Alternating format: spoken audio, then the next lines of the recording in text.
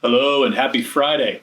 I'm Anson Hanbury, and we're continuing in our series For God and Neighbor, where we're looking at various different ways that we can love God and love neighbor and lean into the ways that Jesus has called us to live. We're thinking about our own lives individually. We're thinking about our life together as a church and how we collectively can love God and love neighbor in the things that we do.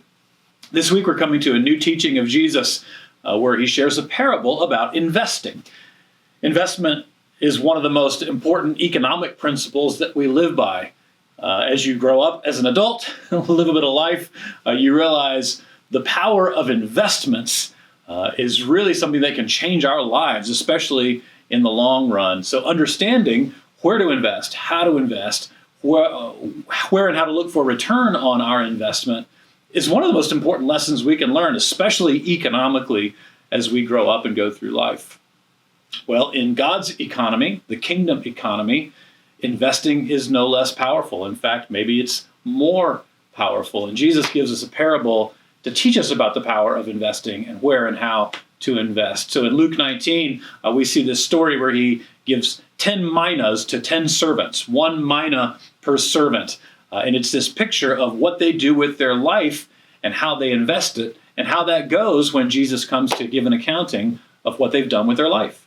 And so as Jesus is getting closer to the crucifixion and giving his life for our sins, ultimately the resurrection, these teachings are getting more and more pointed and central to the way that we live our lives. He's about to leave and go back to heaven and entrust his followers with the spread of the gospel. And so this parable teaches us about our calling to spread the gospel. To love God and neighbor is to invest in gospel multiplication through the way that we invest. So that's what we're getting into this weekend. There's some helpful teaching here. I hope you'll join us online if you need to, in person if you can, as we get closer to the end of this series and prepare ourselves for Good Friday and Easter, where Jesus does make it to Jerusalem to give his life for our sins.